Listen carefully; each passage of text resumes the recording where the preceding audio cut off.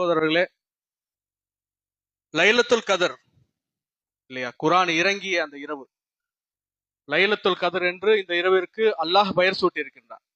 நீங்கள் திருமறையில பார்த்தோம் என்று சொன்னால், இன்னா அன்ஸல்நாஹு ஃபீ லைலத்துல் கதர், இந்த லைலத்துல் கதர் இரவில் தான் குர்ஆன் இறக்கி அருளப்பட்டது என்று அல்லாஹ் சொல்லுகின்றான்.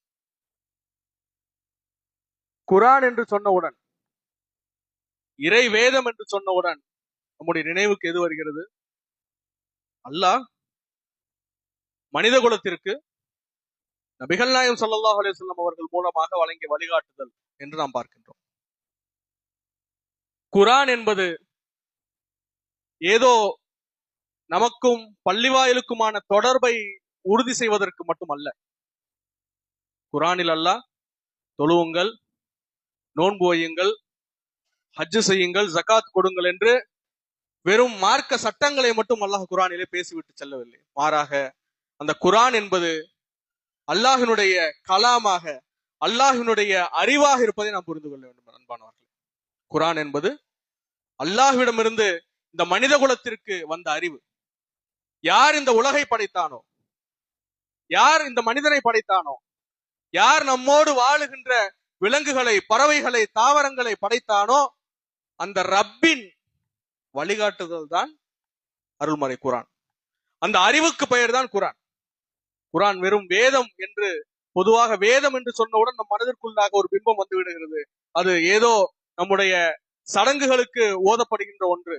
பிற மதத்தவர்கள் எப்படி சடங்குக்கு ஓதுகின்றார்களோ, அவர்கள் வீடு குடிபோகும் நிகழ்வு அல்லது வீட்டில் ஒரு துக்கம் வந்து விட்டால் சுக சமயங்களில் எப்படி ஓதப்படுகிறதோ அப்படி ஓதப்படுகின்ற ஒரு நூல் மட்டும் குர்ஆன் அல்ல. மாறாக இது ரப்பு நமக்கு தந்திருக்கக்கூடிய அறிவு.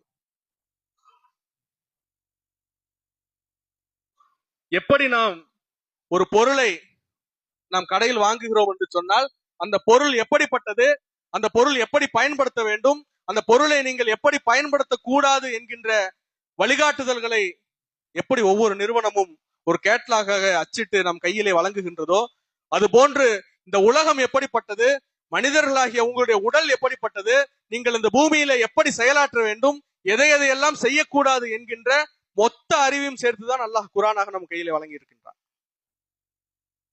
என்ற அறிவை பெறுவதற்கு நம்மிடம் நிறைய வழிகள் இருக்கிறது. கல்லூரிக்கு செல்லுகின்றோம், பள்ளிக்கு செல்லுகின்றோம், லைப்ரரி இருக்கு, எல்லாமே இருக்கு. இப்போ புத்தகங்கள், அறிஞர்கள் எழுதியது எல்லாமே இந்த உலகை அவர்கள் பார்த்தது அல்லது அவருடைய அனுபவத்தில் இருந்து, ஆய்விலிருந்து எழுதியிருக்கின்றார்கள். ஆனால் குர்ஆன் என்பது எந்த ரப்பு படைத்தானோ அவனே சொல்லி இருக்கின்றான். ஆக அனுபவ அறிவுக்கும் ஆய்வு மூலமாக பெறப்பட்ட அறிவுக்கும் படைத்தவன் வழங்குகின்ற அந்த அறிவுக்கும் மிகப்பெரிய வித்தியாசம் இருப்பதை நாம் புரிந்து கொள்ள வேண்டும். குர்ஆன் என்பது வெறும் வேதம் மட்டும் அல்ல, வெறும் இபாதத்துகளை சொல்லிவிட்டு கடந்து செல்லுகின்ற வேதம் அல்ல. மாறாக இந்த உலகு குறித்தான ஒட்டுமொத்த அறிவையும் அது தன்னகத்தை அடைக்கின்றது. பாருங்கள், குர்ஆனில் முதல் வசனத்தை பாருங்கள். அல்ஹம்துலில்லாஹி ரப்பில் ஆலமீன் என்கின்ற சூரத்துல் ஃபாத்திஹாவினுடைய முதல் வசனம். அதற்கு தமிழ்ல எப்படி மொழிபெயர்ப்போம்? அகிலங்களுக்கு அதிபதியாகிய அல்லாஹ்விற்கே எல்லா புகழும். அகிலங்கள் என்கின்ற வார்த்தையை அல்லாஹ் பயன்படுத்துகின்றான். அந்த அகிலங்கள் என்பதை நீங்கள் ஆங்கிலத்தில் எப்படி சொல்வீர்கள்? நீண்ட காலமாக ஆங்கிலத்தில் யூனிவர்ஸ் என்கின்ற ஒரு வார்த்தை தான் இருந்துச்சு. யூனிவர்ஸ் சொன்னா ஒரே ஒரு அகிலம். சமீபத்தில் தான் அந்த வார்த்தை மாற்றப்பட்டிருக்கிறது, மல்டிவர்ஸ். இங்கு ஒரு அகிலம் இல்லை, மாறாக இங்கு பல அகிலங்கள் இருக்கிறது. நாம் பார்க்கின்ற ஒரு சூரிய குடும்பம் இல்லை, இங்கு பல சூரிய குடும்பங்கள் இருக்கிறது என்று இன்று அறிவியல் நமக்கு சொல்லித் தருகிறது. ஆனால் அதைத்தான் அல்லாஹ் சொல்லுகின்றான், அல்ஹம்துலில்லாஹி ரப்பில் ஆலமீன். அல்லாஹ் இந்த சூரிய குடும்பத்திற்கு மட்டும் அல்ல, இந்த பூமிக்கு மட்டும் ரப் அல்ல, இது போன்று இருக்கக்கூடிய 1000 சூரிய குடும்பங்களுக்கும் ரப் அவன்தான் என்பதை அல்லாஹ் சொல்லித் தருகின்றான். சில வேளைகளில் குர்ஆனை அறிவியலோடு ஒப்பிட்டு நாம் பார்க்கும்போது சில பிரச்சனைகளை சந்திப்பது உண்டு. அறிவியலை முற்படுத்துவோம் இல்லையா? அறிவியல் சொன்னது குர்ஆன்ல என்ன செய்யணும்? கரெக்டா இருக்கணும். இல்லைன்னா நம்மளே ஒத்துக்க மாட்டோம் இல்லையா? அந்த அளவுக்கு தான் இன்னைக்கு இருக்கிற சமூகம் இருக்கு. ஆனால் குர்ஆன் அறிவியலுக்கு மூத்தது. அது அல்லாஹ்விடமிருந்து வந்தது. இதசமாவும் ஷக்கத், வானம் பிளக்கப்படும் பொழுது குர்ஆன் இருக்கின்ற வசனம். வானத்தை எப்படி பிளக்க முடியும்? வானம் என்பது வெறும் கேஸால் வாயுக்களால் ஆனது, அதை எப்படி பிளக்க முடியும் என்று கேள்வி கேட்கப்பட்டது குர்ஆனுக்கு எதிராக. ஆனால் இன்று அவர்கள் தான் சொல்கின்றார்கள் ஓசோன் லேயர்ல திடப்பொருளை பொளக்கலாம், வாயு பொருளை எப்படி பொளக்க முடியும்? அப்ப குர்ஆன் தவறாக சொல்லிவிட்டது என்று சொன்னவர்கள் தான் என்று சொல்லுகின்றார்கள் ஓசோன் லேயர்ல ஓட்டை விழுந்துருச்சு. எப்படி இப்ப மட்டும் வாயு பொருள் எப்படி ஓட்ட விழுந்துச்சு? அப்ப குர்ஆனின் அறிவு மூத்தது, அல்லாஹ்விடமிருந்து வந்தது. எந்த ரப்பு இந்த உலகை படைத்தானோ, எந்த ரப்பு இந்த மனிதனை படைத்தானோ, அந்த ரப்பிடம் இருந்து பெறப்பட்ட அறிவு. அது ஆய்வின் மூலமாக கிடைக்கப்பட்டது அல்ல, அது ஏதோ அனுபவத்தின் மூலமாக பெறப்பட்டது அல்ல. ஆக இந்த அறிவை நாம் பெற்ற அந்த தினத்தை தான் அல்லாஹ் சொல்லுகின்றான் லைலத்துல் கத்ர் என்று. மிகப்பெரிய ஞானம் நம்முடைய கையிலே இறைவனிடமிருந்து வந்திருக்கிறது.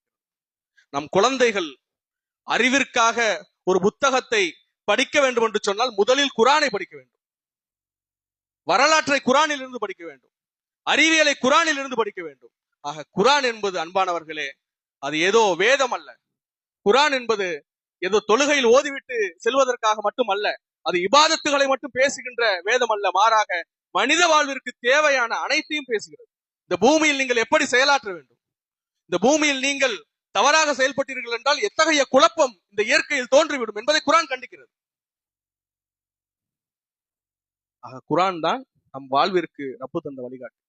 இந்த இரவிற்கு அவன் வைத்த பெயரை பாருங்கள், லைலத்துல் கத்ர் என்று சொல்லப்படுகிறது. கதிர் என்று சொன்னால் நிர்ணயம் என்கின்ற வார்த்தையிலிருந்து வந்தது. அளவீடு செய்வது, நிர்ணயம் செய்வது. நபிகள் ஸல்லல்லாஹு அலைஹி வஸல்லம் அவர்கள் சொன்னார்கள், அல்லாஹ் குர்ஆனின் மூலமாக சில சமூகங்களை உயர்த்துகின்றான், சில சமூகங்களை தாழ்த்துகின்றான். இந்த குர்ஆன் தான் நமது தலைவிதியை நிர்ணயிக்கின்றது. ஒரு சமூகத்தின் தலைவிதியை இந்த குர்ஆன் தான் நிர்ணயிக்கிறது. யார் இந்த குர்ஆனின் அடிப்படையில் வாழுகிறாரோ அவர்களுக்கு சுபிட்சமான வாழ்வை நோக்கி இந்த குர்ஆன் வழிகாட்டுகிறது.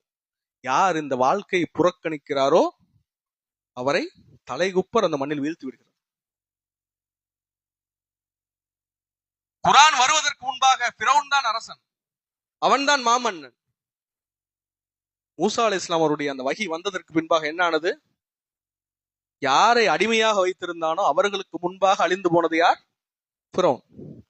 குர்ஆன் வருவதற்கு முன்பாக குறைஷிகள் தான் மக்காவிலே மிகப்பெரிய ஆதிக்கத்தை செலுத்தி வந்தார்கள். காபத்துல்லா அவர்களின் கரங்களில் தான் இருந்தது. ஆனால் குர்ஆன் வந்ததற்கு பின்பாக யாரை அடிமையாக அவர்கள் அடிமைப்படுத்தி வைத்திருந்தார்களோ அந்த பிலால் தான் காபத்துல்லாவில் ஏறி வாங்க சொல்கின்றார். அப்ப குர்ஆன் ஒரு சமூகத்தை உயர்த்துகிறது, யார் இதை பின்பற்றுகிறார்களோ அவர்களை உயர்த்துகிறது. குர்ஆன் ஒரு சமூகத்தை தாழ்த்துகிறது, எந்த சமூகம் இதன் வழிகாட்டுதலை புறக்கணிக்கின்றதோ. ஒரு நீங்க மொபைல் வாங்குறீங்க, மொபைல் கம்பெனி சொன்ன மாதிரி அந்த மொபைல் யூஸ் பண்ணாம ரஃபா யூஸ் பண்ணீங்கன்னா என்ன ஆகும்? ஒரு பைக் வாங்குறீங்க, ஒரு கார் வாங்குறீங்க, உங்க இஷ்டத்துக்கு அந்த காரை பயன்படுத்துறீங்கன்னா என்ன ஆகும்? சீக்கிரம் கெட்டு போயிடும் இல்லையா? இப்ப இந்த உலகை தந்துவிட்ட ரப்பு இந்த குர்ஆனை சேர்த்து தந்திருக்கின்றான். இதை பின்பற்றினால் நீங்கள் மேலே சென்று விடுவீர்கள், நீங்கள் உயர்ந்து விடுவீர்கள், உங்கள் வாழ்க்கை சுபிட்சமாக மாறிவிடும். ஆனால் இதை புறக்கணித்தீர்கள் என்று சொன்னால் நிச்சயமாக உங்களுக்கு என்ன செஞ்சிடும்? மிகப்பெரிய அழிவு காத்திருக்கிறது என்று அல்லாஹ் சொல்கிறான். ஆக அன்பானவர்களே, இந்த கதிர் என்கின்ற வார்த்தை அல்லாஹ் இதற்கு தான் பயன்படுத்துகின்றான். நிர்ணயம் செய்கிறது, இந்த குர்ஆன் தான் நிர்ணயம் செய்கிறது, நம்முடைய தலைவிதியை நிர்ணயம் செய்கின்றது, இந்த உலகின் தலைவிதியை தீர்மானிக்கின்றது. எந்த சமூகம் மேலே செல்ல வேண்டும், எந்த சமூகம் கீழே செல்ல வேண்டும், எந்த சமூகம் உயர்ந்து நிற்க வேண்டும், எந்த சமூகம் சிறப்பான சமூகமாக இருக்க வேண்டும், எந்த சமூகம் தாழ்ந்து போக வேண்டும் என்கின்ற அந்த தலைவிதி இது குர்ஆன் தான் நிர்ணயிக்கும். பாருங்கள், இது இறங்கி அந்த இரவை அல்லாஹ் சொல்லுகின்ற பொழுது 1000 மாதங்களை விட சிறந்தது என்று சொல்கின்றார். மனித குலத்திற்கு தேவையான வழிகாட்டுதலை நம்ம சொந்த அறிவுல ஏதாவது ஒண்ணு செய்யணும்னு நினைக்கிறோம். மதுவை ஒழிக்கணும்னு நினைக்கிறோம். மது ஒழிப்பிற்கான போராட்டத்துடைய வரலாறு பாருங்க. பல 100 ஆண்டுகளாக மதுவுக்கு எதிரான போராட்டம் நடந்தாலும் என்ன செய்ய முடியல? மதுவை ஒழிக்க முடியவில்லை. பல 100 ஆண்டுகளாக சாதிக்கு எதிரான போராட்டம் நடந்தாலும், பல தலைவர்கள் வந்தாலும், அவர்கள் சார்ந்த கட்சியின் கையில் ஆட்சிகள் இருந்தாலும் என்ன செய்ய முடியல? சாதியை ஒழிக்க முடியல. ஆனால் இந்த குர்ஆன் இதை கையில் வைத்திருந்த நபிகள் நாயகம் ஸல்லல்லாஹு அலைஹி வஸல்லம் அவர்கள் வெறும் 23 ஆண்டுகளில் மதீனாவிலே மதுவற்ற எந்த நகரை அவர்கள் மதுவற்ற நகராக மாற்றினார்கள்? யாருடைய வீடுகளில் பீப்பாய் மது இருந்ததோ, யார் சும்மா காரணமே இல்லாமல் குடித்துக் கொண்டிருந்தார்களோ, யார் மது அருந்துவதை ஒரு தவறாகவே நினைக்கவில்லையோ, யார் ஆண்களும் பெண்களுமாக குடும்பம் குடும்பமாக குடித்துக் கொண்டிருந்தார்களோ அவர்களை மதுவிலிருந்து மீட்டிருக்கின்றார்கள். எத்தனை வருஷத்துல? வெறும் 23 ஆண்டு காலம். நீங்க 23 என்று சொல்வதை விட சட்டம் இறங்கி ஒரு 10 வருஷத்துல முடிஞ்சு போச்சு எல்லாம். யாரிடம் குலப்பெருமை இருந்ததோ, யார் கருப்பின் அடிமைகளை மனிதர்களாக கூட மதிக்கவில்லையோ அந்த சமூகத்தில் ஒரு சமத்துவத்தை ஏற்படுத்தினார். எப்படி சாத்தியமாச்சு? வெறும் 23 வருடம். அப்ப இந்த குர்ஆன் 1000 ஆண்டுகள் நாம் திட்டமிட்டு இந்த சமூகத்தில் எந்த தீமைகளை ஒழிக்க விரும்புகின்றோமோ, இந்த சமூகத்தில் எந்த நன்மைகளை வளர்க்க விரும்புகின்றோமோ அது எல்லாவற்றையும் இந்த குர்ஆன் என்ன செய்துவிடும்? கண்ணிமைக்கும் நேரத்தில் மாற்றிவிட்டு போய்விடும். ஒருவர் இஸ்லாத்திற்கு வருகிறார், சாதி காணாமல் போகின்றது. ஒருவர் இஸ்லாத்திற்கு வருகிறார், அவரிடம் இருக்கக்கூடிய வட்டி வாங்குகின்ற பழக்கம், மது அருந்துகிற பழக்கம் எல்லாம் காணாமல் போகின்றது. எவ்வளவு நேரத்தில் காணாம போச்சு? வந்தவுடன் மாறிவிடுகிறது. ஆக இந்த குர்ஆன் 1000 ஆண்டுகள் நீங்கள் இந்த உலகில் எந்த நல்ல மாற்றத்தை ஏற்படுத்த விரும்புகின்றீர்களோ, இந்த உலகில் எந்த தீமைகளை அழிக்க விரும்புகின்றீர்களோ அது எல்லாவற்றையும் இந்த குர்ஆன் என்ன செய்துவிடும்? அழித்து விடுகிறது. மூன்றாவதாக அந்த வசனம் சொல்வதை பாருங்கள். சலாம், அமைதி. ஹத்தா மத்லாயில் ஃபஜர். ஃபஜர் வரை என்ன செய்யும்? அந்த இரவு அமைதியாக இருக்கும். இந்த குர்ஆன் மனித குலத்திற்கு தருகின்ற முதல் பரிசு அமைதி. உள்ளத்தில் அமைதி வந்துவிடும், நாட்டில் அமைதி வந்துவிடும், அச்சத்திற்கு வாய்ப்பே இல்லை. இதைத்தான் நபிகள் நாயகம் ஸல்லல்லாஹு அலைஹி வஸல்லம் சொன்னார்கள். காபத்துல்லாவிலே கடுமையான நெருக்கடியில் மக்கத்து குறைஷியருடைய கடும் எதிர்ப்பை சந்தித்துக் கொண்டு காபத்துல்லாவில் அமர்ந்திருந்த பொழுது தன்னுடைய தோழரிடம் சொன்ன அந்த வார்த்தையை நினைவு கூர்ந்து பாருங்கள். ஒரு காலம் வரும், சண்டாவிலிருந்து ஹதரல் மௌத் வரை ஒரு பெண்மணி எந்த அச்சமும் இல்லாமல் நடந்து செல்கின்ற ஒரு காலம் வரும் என்று சொன்னார்கள். இதுதான் அமைதி. இந்த அமைதி உருவானது உமர் ரலியல்லாஹு அவருடைய ஆட்சி காலத்தில். அங்கு வறுமை இல்லை, ஜக்காத் பொருளை வாங்குவதற்கு ஆள் இல்லை, வறுமையற்ற ஒரு சூழல் அங்கே உருவாயிருக்கிறது நாம் பார்க்க முடிகிறது. ஆக குர்ஆன் மனதிற்கு அமைதி தருகிறது, தேசத்தில் அமைதியை நிலைநாட்டுகிறது. ஆக அன்பானவர்களே, இந்த குர்ஆன் இறங்கிய இந்த ஒரு நைட்டு தான் அமைதி இருக்குமானா இல்ல, பின்பற்ற துவங்கியதிலிருந்தே அமைதி கிடைத்து விடுகிறது. நீங்கள் டாக்டர் அப்துல்லா பெரியார் தாசனுடைய வார்த்தையை நினைவு கூர்ந்து பாருங்கள். இஸ்லாத்தை ஏற்பதற்கு முன்பு பயந்து பயந்து வாழ்ந்து கொண்டிருந்தேன், இஸ்லாத்துக்கு வந்ததற்கு பின்பாக எந்த அச்சமும் இல்லை என்று அவர் சாட்சி சொன்னார். ஏன்? அமைதி வந்துடும் உள்ளத்தில். என்று குர்ஆன் ஒரு மனித வாழ்க்கையில் வந்து விடுகிறதோ அந்த மனிதன் அமைதி அடைந்தவனாக மாறிவிடுகின்றான். அவன் குடும்பம் அமைதியானதாக மாறிவிடுகிறது. ஒருவேளை இந்த தெரு முழுக்க குர்ஆனின் அடிப்படையில் வாழுகின்ற ஒரு சமூகம் இருந்தால் இந்த தெரு அமைதியான தெருவாக மாறிவிடும். இந்த தேசம் இறை வழிகாட்டுதலின் பின்னால் சென்றது என்று சொன்னால் நிச்சயமாக இங்கு ஒரு அமைதியான தேசம் உருவாகிவிடும். அன்பானவர்களை பாருங்கள், குர்ஆன் இறங்கிய அந்த இரவுக்கு இவ்வளவு சிறப்புன்னு சொன்னா, அந்த குர்ஆனை நாம் பின்பற்ற துவங்கிவிட்டால் நம்முடைய வாழ்க்கை எப்படி மாறிவிடும்? நீங்க வெளிநாட்டில இருந்து உங்களுக்கு விலை உயர்ந்த ஒரு சென்ட் பாட்டில உங்களுக்கு பரிசா தராங்க. அந்த பாட்டில் மூடிய ஓபன் பண்ணாவே அவ்வளவு மனமா இருக்கு. அதை என்ன செய்வீங்க? மேல பூசி பார்ப்போம்ல, இல்ல நல்ல வாசமா இருக்குன்னு வச்சிருவோம். சொல்லிக்கிட்டே இருப்போமா, எங்க வீட்டுல நல்ல வாசமான சென்ட் இருக்கு, ஆனா என்னுடைய உடல் நாறிக்கொண்டே இருக்கிறது. என் வீட்டுல வாசமான சென்ட் இருக்கு, அதுக்கு நிகர எதுவுமே இல்லை, ஆனா என்னுடைய உடல் எப்படி இருக்கு? நாறிக்கொண்டே இருக்கிறது. இப்படித்தான் நம்ம நிலைமை இருக்கு. குர்ஆன் அமைதியை தருகிறது, குர்ஆன் வழிகாட்டுதலை தருகிறது, அதற்கு நிகராக எதுவும் இல்லைன்னு பேசுகிறோம்.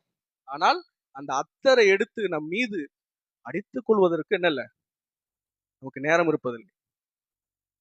ஆக அன்பானவர்களே, அந்த குர்ஆனை நம்முடைய வாழ்க்கையில் கொண்டு வந்து சேர்ப்பதற்காகத்தான் ரப்பு இப்படி ஒரு மாதத்தை வைத்திருக்கிறார். ஆக இந்த ரமலானுடைய அடிப்படை நோக்கம் என்பது குர்ஆனின் அடிப்படையில் நமது வாழ்க்கை மாறிவிட வேண்டும் என்பதுதான்.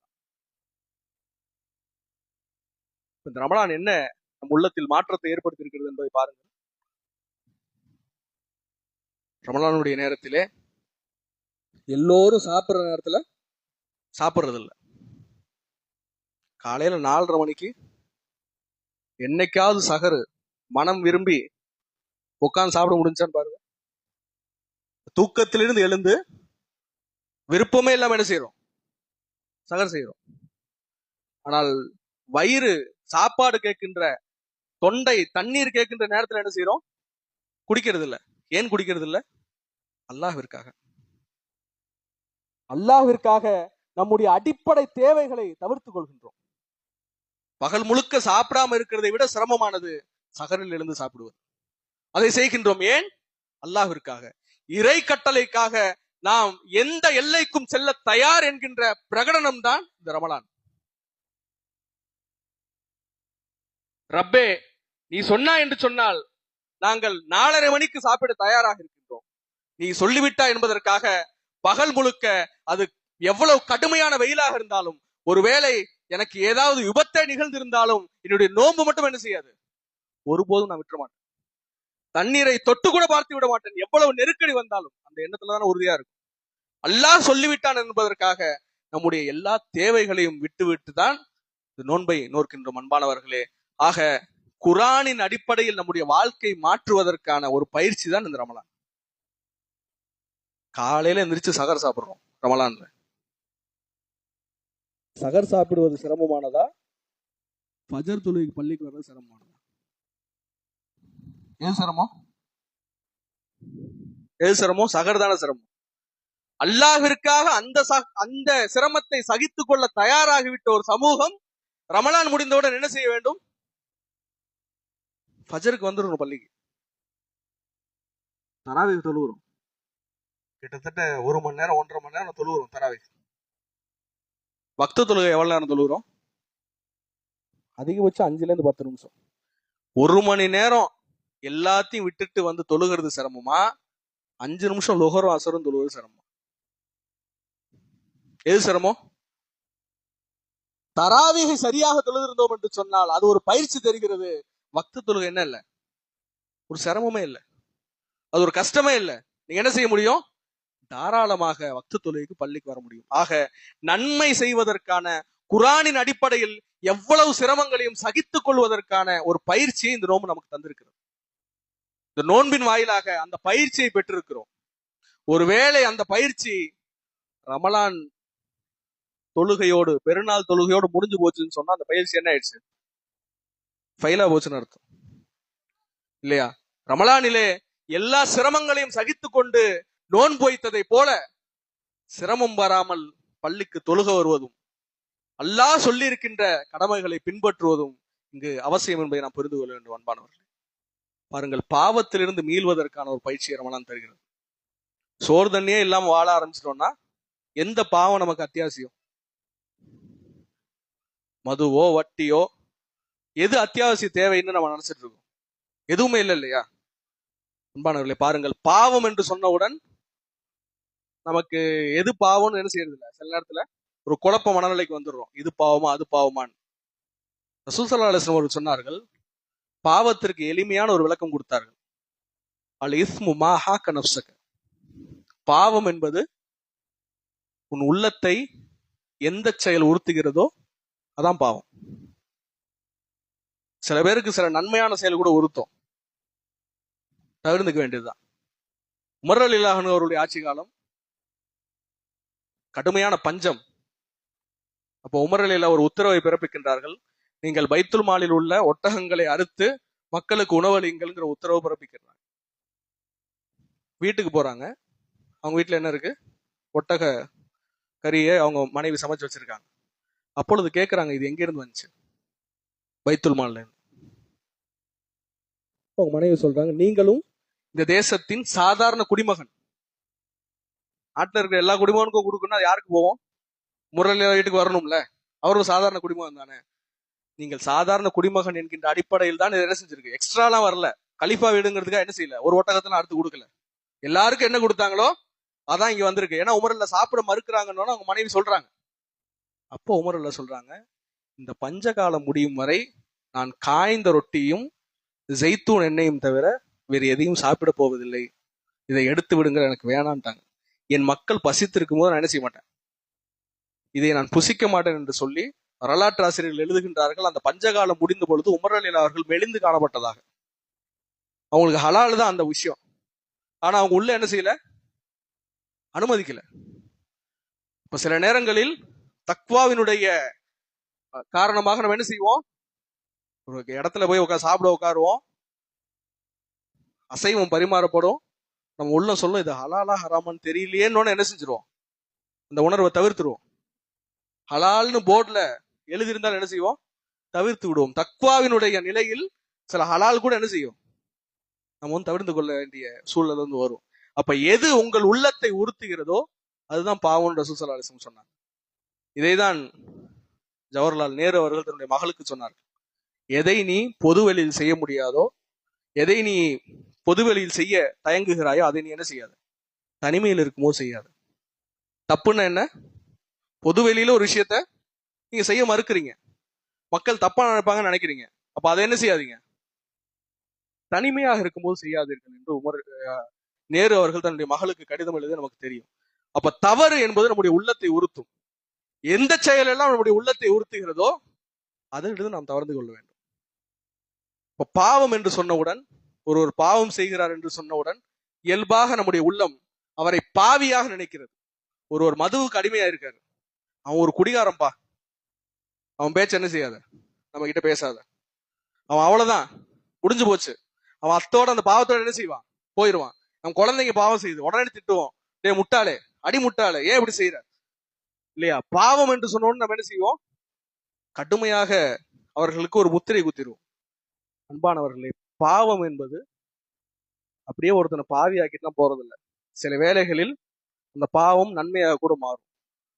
சில பேர் நினைச்சுக்கிறாங்க, ஒரு பாவம் என்கிட்ட தொடர்ந்து இருக்கு, அதை விட்டுட்டு வரணும்னு நினைக்கிறேன், இத்தனை வருஷம் அந்த பாவத்தை செஞ்சுட்டேன், இனி விட்டு என்ன போகுது, இனி விட்டுட்டு இதுல இருந்து எப்படி மீள முடியும்னு நினைக்கிறாங்க. இப்ப பாவி முத்திரை என்பது நாம் நமக்கு நாமளே குத்திக் கொள்கின்றோம், அல்லது நம்முடைய குழந்தைகள், நம்மிடம் வேலை செய்பவர்கள் எல்லாருக்கும் என்ன செய்யறோம், அந்த பாவி முத்திரை குத்துறோம். அன்பானவர்களை, பாருங்கள், சில பாவங்கள் சில மனிதர்களை மிக உயர்ந்த இடத்திற்கு அழைத்து செல்லும். அதான் ரசூல் ஸல்லல்லாஹு அலைஹி வஸல்லம் சொன்னார்கள், ஒரு பாவத்தை செய்தால் துத்பிஉ ஸய்யிஅத்தல் ஹஸனா, நீங்கள் அதை தொடர்ந்து ஒரு நன்மை செய்து விடுங்கள், ஃபதம்ஹுஹா, அந்த நன்மை அந்த பாவத்தை என்ன செஞ்சிடும், அழித்து விடும் என்பதாக சொன்னார்கள். உமர் ரலியல்லாஹு அவர்கள் மக்காவிலே இஸ்லாத்தை ஏற்பதற்கு முன்பாக கடுமையான கோபக்காரர் என்றுதான் அவருக்கு பெயர். அவருடைய தந்தை சொன்னார், உமர் ரலியல்லாஹு அவர்களே சொல்கின்றார்கள், என் தந்தை சொன்னார், நீ ஆடு மேய்க்க கூட ஒட்டகம் மேய்க்க கூட லாய்க்கு இல்லை என்று என் தந்தை என்னை திட்டினார் என்று உமர் ரலியல்லாஹு சொல்கின்றார்கள். இஸ்லாம் அந்த மண்ணிற்கு வருகிறது. இஸ்லாத்தை எதிர்ப்பதில் முதல் அணியில் இருந்தவர் உமர் ரலியல்லாஹு அவர்கள். கடுமையாக எதிர்க்கின்றார்கள். இஸ்லாத்தை ஏற்றுக்கொண்ட குறைஷி குலத்தை சேர்ந்த உயர் குலத்தை சேர்ந்த இளைஞர்களை தனியாக அழைத்து சென்று அடைத்து வைத்து அடிக்கின்றார்கள். நபிகளாரை வெட்டுவதற்கு வாள் எடுக்கிறார்கள். தன் சகோதரி இஸ்லாத்தை ஏற்றுக்கொண்டார் என்பது தெரிந்தவுடன் தன் சகோதரியும் தன் சகோதரியின் கணவரையும் வெட்டுவதற்கு அந்த வாளோடு சென்றவர். இந்த அளவிற்கு இஸ்லாத்தை எதிர்த்த அவர்கள் இஸ்லாத்தை ஏற்றுக்கொள்கின்றார்கள். நிலை என்னானது, மிக உயர்ந்த கண்ணியத்தை அல்லாஹ் அவருக்கு தருகின்றார். இதுதான் ஒரு சஹாபி கேட்டார், யாரும் சொல்லலாம், மனிதர்களில் சிறந்தவர் யார்? அவருடைய நோக்கம் என்னன்னா, ஜாஹிலியா காலத்துல இஸ்லாத்திற்கு வராத அந்த காஃபிர்களுடைய அணியில் சில நல்லவர்கள் இருக்கின்றார்கள், அவர்கள் சில தலைவர்கள் இருக்கின்றார்கள், திறமைசாலிகள் இருக்கின்றார்கள், அவர்கள் இஸ்லாத்துக்கு வந்தா நீங்க அவங்களை எங்க வைப்பீங்கன்னு கேட்கிறாங்க. அதை புரிந்து கொண்ட நபிகளார் சொன்னார்கள், ஹியாருக்கும் ஃபில் ஜாஹிலியா ஹியாருக்கும் ஃபில் இஸ்லாம். ஜாஹிலியா காலத்தில் உங்களில் சிறந்தவர்கள், அது உமராக இருக்கலாம், ஹாலித் பின் வலீதாக இருக்கலாம், யாரா வேணா இருக்கலாம். ரசூலுல்லாஹ் சொன்னாங்க, ஜாஹிலியா காலத்தில் உங்களில் சிறந்தவர்கள் இஸ்லாத்தை ஏற்றால் எங்களில் சிறந்தவர்கள். அவர் நான் என்ன செய்ய மாட்டோம், பாவி முத்திர குத்தி கடைசி வரை என்ன செய்ய மாட்டோம், ஒதுக்கி வைக்க மாட்டோம் என்பதை சொன்னார். ஹாலித் பின் வலீத் அவர்கள் இஸ்லாத்தை ஏற்கின்றார்கள். உஹது போர்க்களத்திலே முஸ்லிம்கள் கடும் நெருக்கடியை சந்திப்பதற்கு காரணமாக இருந்தது யார்? ஹாலித் பின் வலீத் ரலியல்லாஹு. அவர்கள் இஸ்லாத்தை ஏற்கின்றார்கள், முஸ்லிம்களின் படையின் தளபதியாக இருக்கின்றார்கள். ஹம்சா ரலியல்லாஹு அன்ஹு அவர்களை கொன்ற வஹ்ஷி என்கின்ற ஒரு அடிமை திட்டமிட்டு அந்த அடிமையை வைத்து கொல்லப்பட்டார். அந்த அடிமைக்கு நாங்க என்ன செய்யறோம், உனக்கு அவர் கொன்னுட்டேன்னு சொல்ல உனக்கு என்ன கிடைச்சிரும், உரிமை விட்டுருவோம், சுதந்திரம் கொடுத்துருவோங்கிற ஆசை வார்த்தை கூறி கொலை செய்யப்பட்டார்.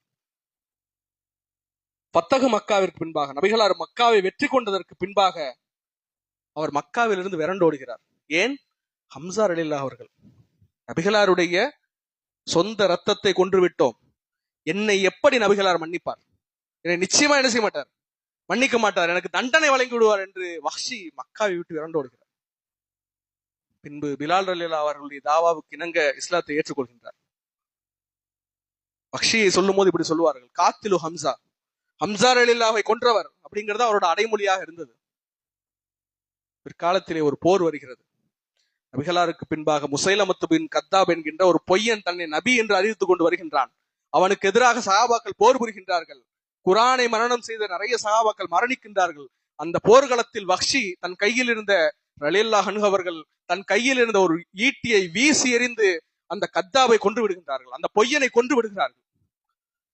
காத்திலு ஹம்சா என்கின்ற அந்த பெயர் காத்திலு கத்தாப் என்று மாறுகிறது. ஹம்சாவை கொன்றவர் என்கின்ற அந்த நிலையில் இருந்த அவர் பொய்யனை கொன்றவர். ஒரு பொய்யன் நபிகளாரை போல நானும் நபிதான் என்று மக்களை குழப்ப வந்தவன் அந்த பொய்யனை கொன்றவர் என்று வஹ்ஷியினுடைய பெயர் மாறுகிறது. ஆக அன்பானவர்களே, ஏதோ ஒரு தவறை செய்து விட்டோம் என்று சொன்னால் ஏன் அந்த தவறு என்கின்ற அந்த பாவ முத்திரையில் நாம் உழல வேண்டும்? ரப்பு என்னை மன்னிக்க மாட்டானா என்று ஏன் உழந்து கொண்டே இருக்க வேண்டும்? பாருங்கள், ஒரு பால் கெட்டு போச்சுன்னா என்ன ஆகும்? தயிர் ஆகும். தயிர் புளிச்சு போனா வெண்ணெய் ஆகும். வெண்ணெய் ஒரு 3-4 நாள் அப்படியே வச்சிருந்தா ரொம்ப நார ஆரம்பிச்சிடும், அது யூஸ் பண்றதே கஷ்டமா இருக்கும். அது உருக்குனா நெய் ஆயிரும். அப்போ ஒரு பால் கெட்டுப்போன பாலாகவே இருப்பதில்லை, அது தயிராக மாறிவிடுகிறது. ஒரு தயிர் புளித்த தயிராக இருப்பதில்லை, அது ஒரு வெண்ணெயாக மாறிவிடுகிறது. இங்கு தேவை என்ன என்று சொன்னால், நபிகள் நாயகம் ஸல்லல்லாஹு அலைஹி வஸல்லம் சொன்னதை போல ஒரு பாவத்திற்கு பின்பாக நான் நன்மை செய்து அந்த பாவத்தை அழித்து விட்டோமா இல்லையா என்பதுதான். வஹ்ஷி ரலியல்லாஹு அன்ஹு அவர்கள் அதைத்தான் செய்தார்கள். உமர் ரலியல்லாஹு அன்ஹு அவர்கள் அதைத்தான் செய்தார்கள். அவர்களுடைய அந்த பாவங்களுக்கு பின்பாக அவர்கள் சில நன்மைகளை செய்து அவருடைய பாவத்தை முற்றிலுமாக அழித்து விட்டார்கள்.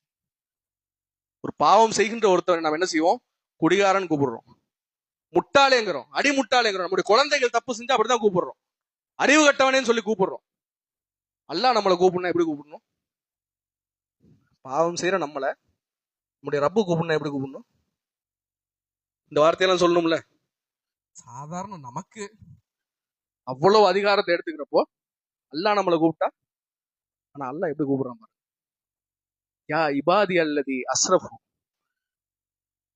தனக்குத்தானே தீங்கிழைத்துக் கொண்டேன் அடியானே. யாரு? என் அடியானே. நீ பாவம் செஞ்சிருக்க, ஆனால் நீ யாரு? என்னுடைய அடியான், என் அடியானே. தனக்குத்தானே தீங்கிழைத்துக் கொண்டேன் அடியானே. லா தக்னூது மின் ரஹ்மத்தில்லா, அல்லாஹுடைய ரஹ்மத்திலே என்ன செஞ்சிடாத, நிராசை அடைஞ்சிடாத, நிராசை அடைஞ்சிடாத. அல்லாஹுடைய அந்த அழைப்பை பாருங்க. யா இபாதி, என் அடியானே. பாவம் செய்த நம்மை நோக்கி என் அடியானே என்று அழைத்ததற்கு பின்பாக வேறு என்ன தேவை? இல்லையா? பாவத்தில் விழுந்து விட்டோம், சரி விழுந்து விட்டோம். இதற்கு பின்பாக ரப்ப அழைக்கின்றான், என் அடியானே என்று அழைத்ததற்கு பின்பாக வேறு என்ன வார்த்தை நமக்கு தேவைப்படுது? அல்லாஹ் நம்மை அழைக்கின்றான், நம்மை பாவத்திலிருந்து மீட்டெடுக்க வேண்டும் என்று அல்லாஹ் விரும்புகின்றான், பாவத்தை மன்னிக்க வேண்டும் என்று அல்லாஹ் நாடுகின்றான். பாவம் மன்னிப்பு பெற்றோமா இல்லையா? பாருங்கள், ஒரு முறை இந்த ஹதீஸ் நாம் எல்லோரும் கேள்விப்பட்டிருப்போம். ஜிப்ரீல் அலைஹிஸ்ஸலாம் அவர்கள் துஆ செய்கின்றார்கள், யார் ரமலான் மாதத்தை அடைந்து பாவ மன்னிப்பு பெறவில்லையோ அவர் நாசம் அடையட்டும் என்று துஆ செய்கின்றார்கள். அதற்கு ரசூல் ஸல்லல்லாஹு அலைஹி வஸல்லம் அவர்கள் ஆமீன் சொல்கிறார். பாவ மன்னிப்புகளை பெறுவதற்கு உகந்த மாதம் வந்திருக்கிறது. அல்லாஹ் நம் மீது கோபத்துக் கொள்ளவில்லை, அல்லாஹ் நம்மை ஒரு பாவியாக பார்க்கவில்லை. அல்லாஹ் இன்னும் நம்மை தன்னுடைய அடியானாக பார்க்கின்றான், பிரியப்பட்ட அடியானாக பார்க்கின்றான். ரமலான் மாதத்தை வழங்கி இருக்கின்றான். இதன் மூலமாக நாம் பாவத்தில் இருந்து மீள வேண்டும் என்று ரப்பு விரும்புகின்றான். ரப்பிடமிருந்து மன்னிப்பை பெற்று விட்டோமா இல்லையா? எனது பாவங்கள்ல இருந்து முழுசா மன்னிப்பு வாங்கிட்டு நான் குழந்தையா மாறினா இல்லையா? என் பாவ பட்டியல் அழிந்து போனதா இல்லையா? ஆயிடுச்சா இல்லையா இந்த ரமலான்ல? அப்படி ஆகியிருந்தது என்றால் அல்ஹம்துலில்லாஹ், நாம் சுவனத்திற்கு செல்வோம். அன்பானவர்களை பாருங்கள், ரசூல் ஸல்லல்லாஹு அலைஹி வஸல்லம் அவர்கள் யாரையும் நாசமா போகணும்லாம் துவா செய்ய மாட்டாங்க. ஆனா இந்த துவா எவ்வளவு மோசமா இருக்கு. ரமலான் மாதத்தை அடைந்து ஒருவன் பாவ மன்னிப்பு பெறல, மன்னிக்க ரப்பு ரெடியா இருக்கா, ஆனா இவன் தான் என்ன செய்யல. திடீர்னு ஸ்டேட் கவர்மெண்ட்ல இருந்து ஒரு ஸ்கீம் வருது, நீங்க சில டாக்குமெண்ட் கொடுத்தா அரசு உங்களுக்கு வீடு கட்டி தர 15 லட்ச ரூபாய் பணம் தருதுன்னு வச்சுங்க. அதுக்கு ஒரு 5 நாள் கால அளவு கொடுத்துருக்காங்க. 6வது நாள் ஒருத்தர் டாக்குமெண்டோட போயிருந்தா என்ன சொல்லுவோம்? ஏண்டா முட்டாளே, 5 நாள் நேரம் இருந்துச்சு, 5 நாள் என்ன செஞ்சிருக்கலாம்? போயிருந்தா 15 லட்ச ரூபாய் வாங்கியிருக்கலாம்னு திட்டுவோமா இல்லையா? அப்ப 30 நாள் நேரம் இருந்துச்சு. இந்த 30 நாள்ல போயிருந்தா என்ன செஞ்சிருக்கலாம்?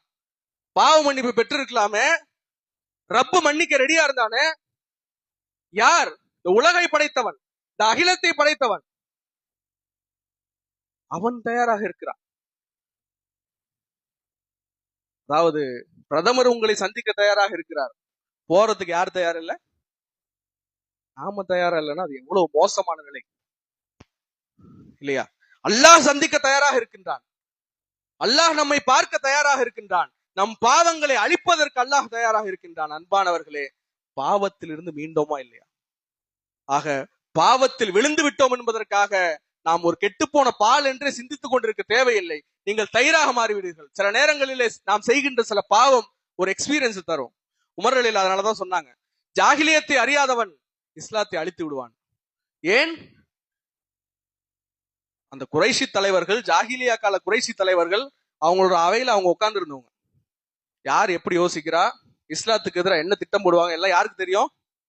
உமர்களிலாக்கு தெரியும். அந்த அவையில் அமர்ந்து விட்டுதான் இஸ்லாத்துக்கு வராங்க. இருக்கின்ற சஹாபாக்களிலேயே இவ்வளவு பெரிய அவையிலிருந்து வந்து இஸ்லாத்தை ஏற்றது அவர்கள் தான் ஆரம்ப காலத்திலே, இல்லையா? அப்போ ஜாகிலியத்தை அறியாதவன் இஸ்லாத்தை அழித்து விடுவான் என்று சொன்னார்கள். ஆக சில பாவங்கள் நமக்கு சில அனுபவங்களை தரும். அந்த அனுபவங்களை பெற்றுக்கொண்டு நபிகளார் சொன்னதை போல ஒரு நன்மை செய்து அந்த பாவத்தை முற்றிலுமாக அழித்திருந்தோம் என்று சொன்னால் நிச்சயமாக நமக்கான பாவ மன்னிப்பை பெற முடியும். ஆக இந்த ரமலான் வந்துவிட்டது. இந்த ரமலானிலும் ரமலான் முடிய போகின்றது. இந்த நிலையிலும் என்னுடைய பாவ பட்டியல் மன்னிக்கப்படாமல் இருக்கிறது என்று சொன்னால் நிச்சயமாக நம்முடைய நிலை கவலைக்குரியது. ஆக ரப்பு தயாராக இருக்கின்றான். நாம் அல்லாஹ்வை குறைத்து மதிப்பிட விட்டு வேண்டாம். அல்லாஹ் என் மீது கோபமாக இருப்பான், எனது பாவத்தை எல்லாம் அல்லாஹ் மன்னிப்பானா? இவ்வளவு பெரிய பாவங்களை செய்திருக்கின்றேனே, எவ்வளவு பாவம் செய்தாலும் மன்னிப்பான். நீங்கள் இந்த வரலாற்றை கேட்டிருக்கலாம். ரசூல் ஸல்லல்லாஹு அலைஹி வஸல்லம் சொன்னதுதான். ஒரு மனிதர் 99 கொலை செய்து விடுகிறார். அவர் திருந்த வேண்டும் என்பதற்காக ஒருவரிடம் வந்து, நான் திருந்துறதுக்கு வழி இருக்கான்னு கேட்கிறார். கேட்டவர் இல்லைன்னு சொன்ன என்ன செஞ்சுறாரு? அவரையும் கொண்டு செஞ்சுரி ஆயிடுச்சு. இன்னொருத்தர்கிட்ட கேட்கிறாரு, நீங்க இந்த ஊருக்கு போயிருங்க, உங்க இடத்த மாத்துங்க, என்ன செஞ்சிடும்?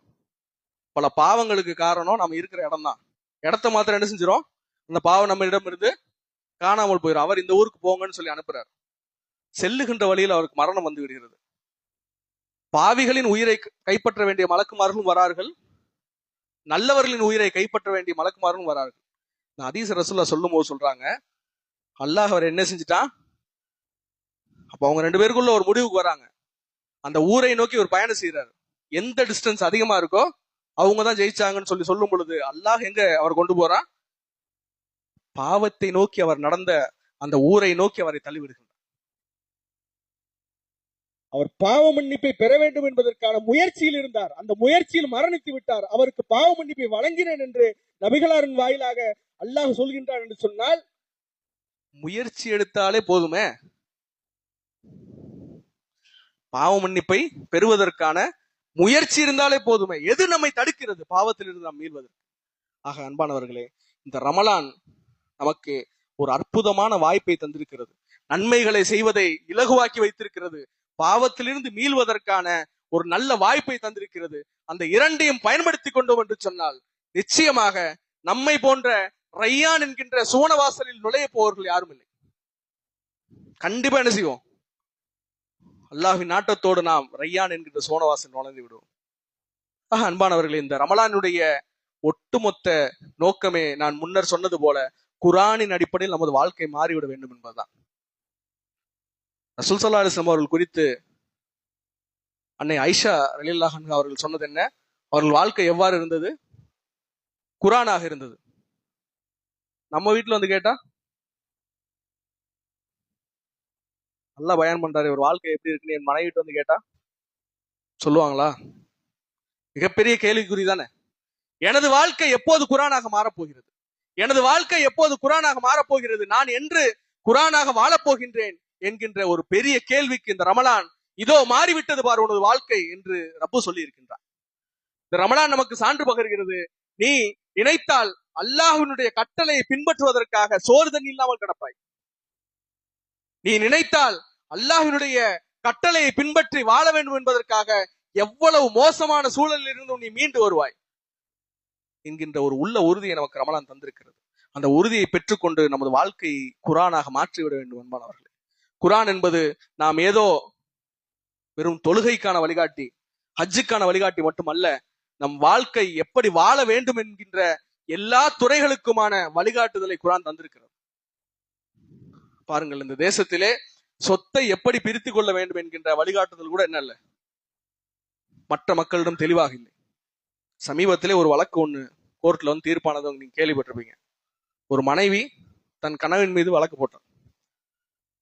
கணவன் வாங்கிய சொத்தில் மனைவிக்கு எத்தனை %? என்ன தீர்ப்பு வந்துச்சு? 50% இல்லையா? ஒரு அம்மா போய் கோர்ட்ல தீர்ப்பு போட்டா, வழக்கு போட்டா, மகன் வாங்கும் சொத்தில் தாய்க்கு எவ்வளவு % போட்டா, மிச்சம் இருக்கிற 50 என்ன செஞ்சுங்க, நீங்க வச்சுக்கங்க. அப்ப சம்பாரிச்சவனுக்கு ஒண்ணும் இல்லை இல்லையா? அப்போ இங்கு தீர்ப்பு என்பது எவ்வளவு கேலி கூத்தாக இருக்கிறது என்பதை பாருங்கள். ஆனால் குரான் எவ்வளவு அருமையான ஒரு வாரிசுரிமை சட்டத்தை தந்திருக்கிறது.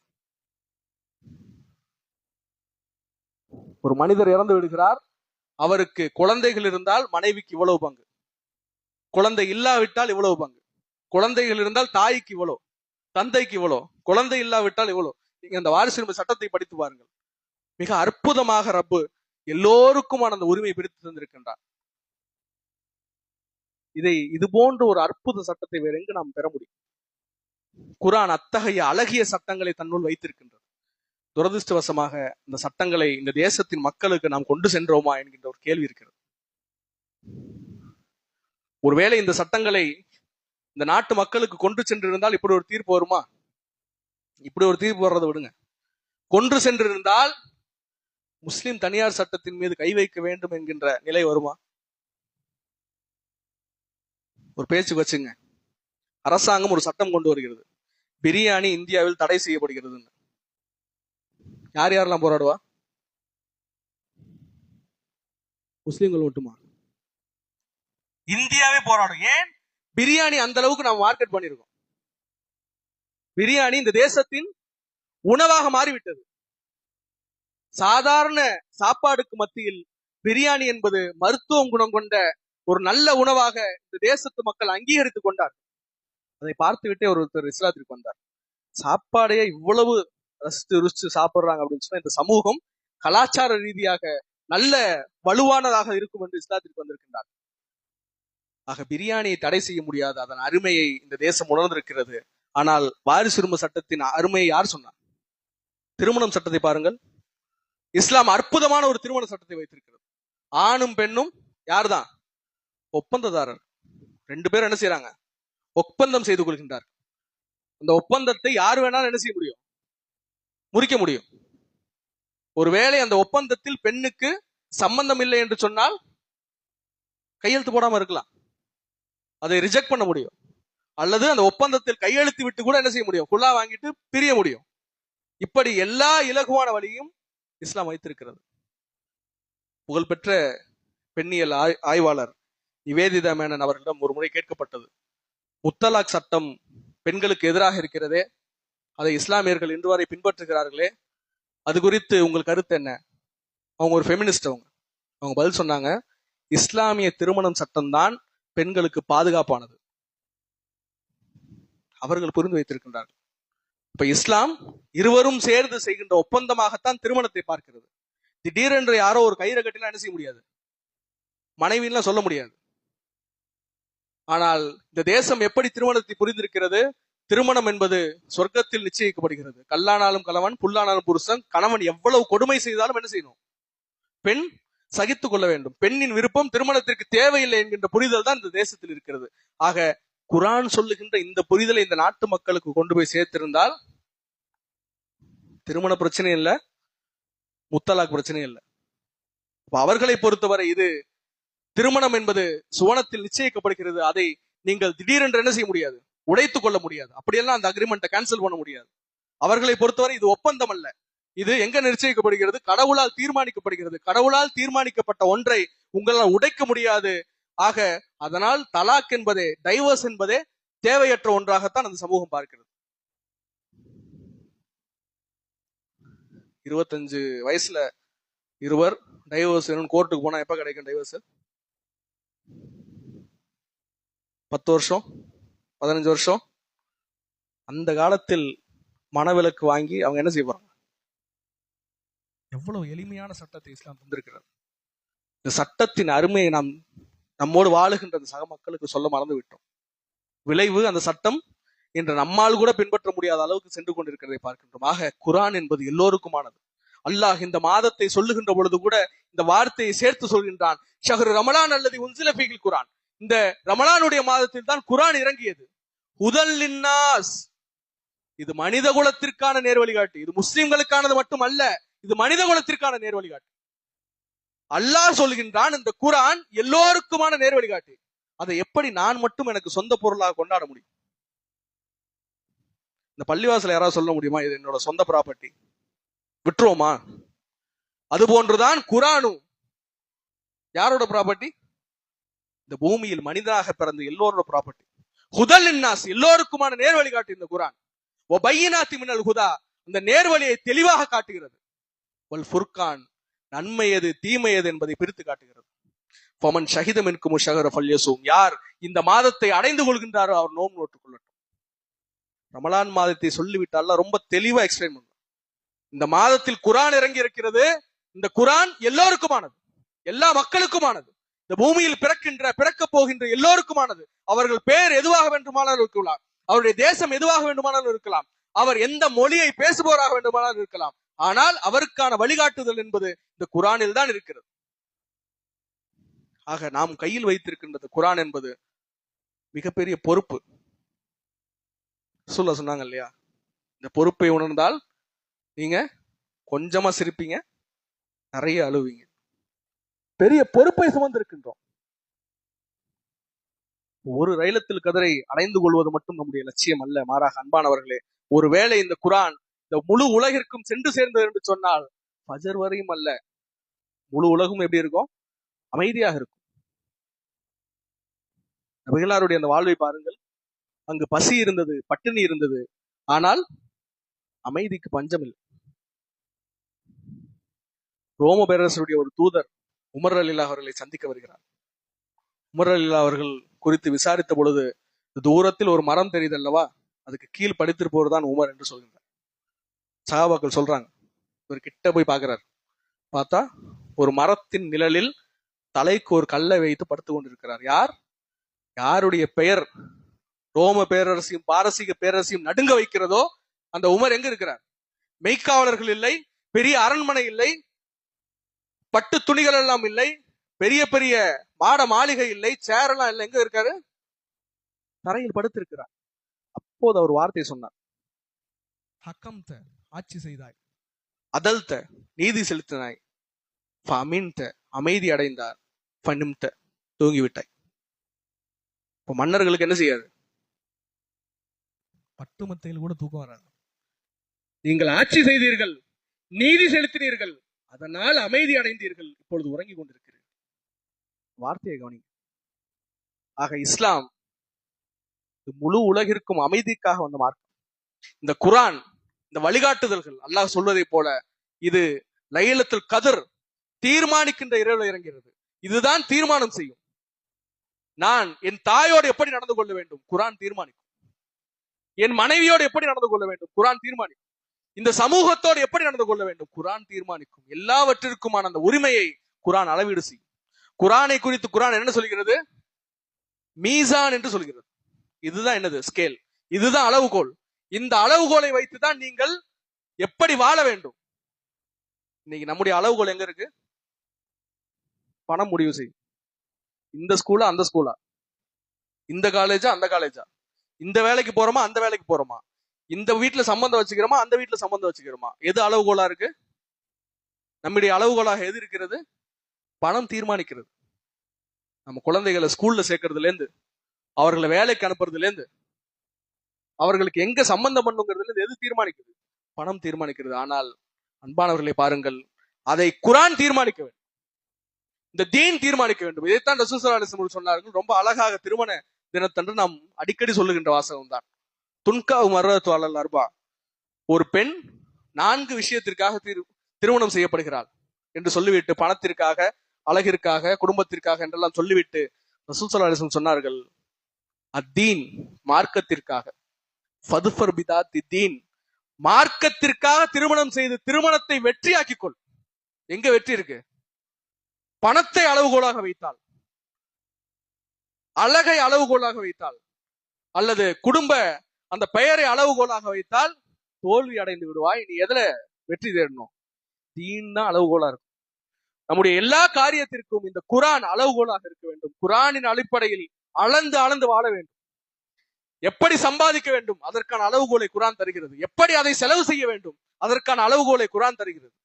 ஆக அளந்து அளந்து வாழ்ந்தோம் என்று சொன்னால் நிச்சயமாக மகத்தான வெற்றி இம்மையிலும் கிடைக்கும், நாளை மறுமையிலும் கிடைக்கும். ஆக குர்ஆனின் அடிப்படையில் வாழ்ந்த யாரும் மன நிம்மதி இல்லாம வாழல. அதனாலதான் அல்லாஹ் சொல்லும்போது சொல்லுவான், அல்லாஹினுடைய அந்த நேசர்கள் வலா ஹவுஃபுன் அலைஹிம் வலா ஹும் யஹ்சனூன், அவர்கள் கவலைப்படவும் மாட்டார்கள், அவர்கள் அச்சப்படவும் மாட்டார்கள். எந்த அச்சமும் அவங்களுக்கு இல்லை, எந்த கவலையும் இல்லை. ஏன்? இந்த குர்ஆன் அவர்கள் வாழ்க்கையில் அமைதியை கொண்டு வந்து விட்டது. அந்த அமைதி வந்ததற்கு பின்பாக எதற்காக அச்சப்பட வேண்டும்? இப்னு தைமியா ரஹிமஹுல்லாஹ் அவர்கள் சிறையில் அடைக்கப்பட்டார்கள். அரசாங்கத்திடமிருந்து அந்த இமாமிற்கு கடும் நெருக்கடி இருந்தது. அப்போது அவர்கள் சொன்னார்கள், ஒருவேளை நீ என்னை சிறையில் அடைத்தால் அது எனக்கு என்ன ஆயிரும்? எனக்கும் என் ரப்புக்கும் தனிமையில் இருப்பதுக்கு நீ என்ன செஞ்சுட்ட? வழி செஞ்சுட்ட. ஒருவேளை என்னை நீ நாடு கடத்தினா நீ என்னை ஹிஜ்ரத் அனுப்பிட்ட, அந்த நன்மையும் பெற வச்சுட்ட. ஒருவேளை என்னை கொன்று விட்டால் ஷஹாதத், என்னை ஷஹீதாக்கிட்ட. யார் நம்ம என்ன செய்து விட முடியும்? குர்ஆனின் அடிப்படையில் வாழ ஆரம்பித்து விட்டோம் என்று சொன்னால் இந்த மனநிலைக்கு வந்துவிடும். நீ என்ன செய்ய முடியாது? உன் கையில் அதிகாரம் இருக்கிறது என்பதற்காக, உன் கையில் பணபலம் இருக்கிறது என்பதற்காக, உன் கையில் எல்லா விதமான மீடியாக்களும் இருக்கிறது என்பதற்காக உன்னால் என்னை எதுவும் செய்ய முடியாது. இந்த மூன்று நிலையை தவிர, இந்த மூன்று நன்மைகளை தவிர நான்காவது ஒரு நன்மை நீ என்ன செய்ய முடியாது, எனக்கு தந்துவிட முடியாது. ஷஹாதத்தை நான் தேடினாலும் கிடைக்காது, ஹிஜ்ரத்தை நான் தேடினாலும் கிடைக்காது, அல்லாஹ்வோடு அமைதியாக தொழுவதற்கான நேரம் நம் வாழ்க்கையில கிடைக்கிறதே இல்லை. நீ என்ன நினைச்சாலும் என்ன செஞ்சிடும், எனக்கு பாசிட்டிவாக தான் அமைந்து விடும் என்று இப்னு தைமியா ரஹிமஹுல்லாஹ் அவர்கள் சொன்னார்கள். ஆக குர்ஆன் என்பது நம்முடைய வாழ்க்கையில் அமைதியை கொண்டு வரும், மனதில் அமைதியை கொண்டு வரும். குர்ஆனின் அடிப்படையில் வாழ்வதற்கான முயற்சியை நாம் செய்ய வேண்டும். நம்முடைய குழந்தைகள் கையில் குர்ஆனை கொடுக்க வேண்டும். அவர்கள் இந்த குர்ஆனை சிந்திக்க வைக்க வேண்டும். குர்ஆனில் இருந்துதான் நம் குழந்தைகளுடைய அறிவியல் உருவாக வேண்டும். இந்த குர்ஆனில் இருந்துதான் நம்முடைய குழந்தைகள் வரலாற்றை பார்க்க வேண்டும்.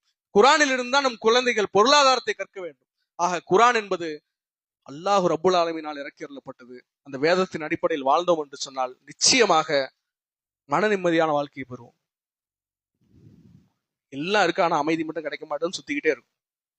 அலா பி திக்ரில்லாஹி தத்மைனுல் குலூப், அல்லாஹுடைய அந்த நினைவூட்டல் மட்டும்தான் என்ன செய்யும், மன நிம்மதி தரும். எங்க போனாலும் கிடைக்காது. பணம் இருந்தாலும் கிடைக்காது, புகழ் இருந்தாலும் கிடைக்காது, அதிகார பலம் இருந்தாலும் கிடைக்காது, எது இருந்தாலும் என்ன செய்யாது, மன நிம்மதி கிடைத்து விடாது. இந்த குர்ஆன் மட்டும்தான் நமக்கான நிம்மதியை தரும். ஆக அன்பானவர்களே, இந்த ரமலானுடைய மாதத்தில் குர்ஆனின் அடிப்படையில் வாழ்வதற்கான முழு முயற்சியை வல்ல ரஹ்மான் பயிற்சியாக நமக்கு வழங்கி இருக்கின்றான். அதை ரமலானுக்கு பின்பாக பயன்படுத்த வேண்டும். ரமலானுக்கு பின்பாக எனது வாழ்க்கை நிச்சயமாக ரமலானை போன்றே குர்ஆனாக இருக்கும். ஒரு 27 இரவில் இவ்வளவு விளக்குகள் போட்டால் இந்த பள்ளிவாசல் பிரகாசமாக இருக்கிறத நம்ம பாக்குறோம். இது நம்ம கண்ணுக்கு பிரகாசமா தெரியும், ரப்போட கண்ணுக்கு அலிரலில் சொன்னாங்க. தன்னுடைய சக தோழரை பார்த்து சொன்னார்கள், யா இப்னுல் ஹத்தாப், ஹத்தாபின் மகனே, நீ குர்ஆன் ஓதுவதன் மூலமாக பள்ளிவாசலை ஒளி பொருந்தியதாக மாற்றி விட்டாய். அல்லாஹ் உனது கபரை ஒளி பொருந்தியதாக கட்டும். எப்படி நீ குர்ஆன் ஓதி பள்ளிவாசல அல்லாஹ்விற்கு முன்பாக ஒளிமிக்கதாய் மாற்றினாயோ அதே போல் அல்லாஹ் உன் கபரையும் ஆகட்டும் சொன்னாங்க. அப்ப பள்ளிகளில் குர்ஆன் ஓதினால்தான் என்ன செய்யும், அல்லாஹ்விடம் பிரகாசமா இருக்கும். நமது வீடுகளில் குர்ஆன் ஓதினால்தான் என்ன செய்யும், அல்லாஹ்விடம் பிரகாசமாக இருக்கும். நாம் எவ்வளவு பிரகாசமான விளக்குகளை வீட்டுக்கு போடுகிறோம் என்பது முக்கியம் அல்ல, இந்த குர்ஆன் தான் அந்த பிரகாசத்தை கொண்டு வரும். ஆக அல்லாஹ் நம்முடைய வாழ்க்கையை குர்ஆனாக ஆக்கி அருள் புரிவானாக. ஒருவேளை இந்த இரவு லைலத்துல் கத்ருடைய இரவாக இருந்தது என்று சொன்னால் அதை அடைவதற்கான எல்லா தௌஃபீக்கையும் தந்தருள் புரிவானாக. வாஹிர் தஅவானா அல்ஹம்துலில்லாஹி ரப்பில் ஆலமீன்.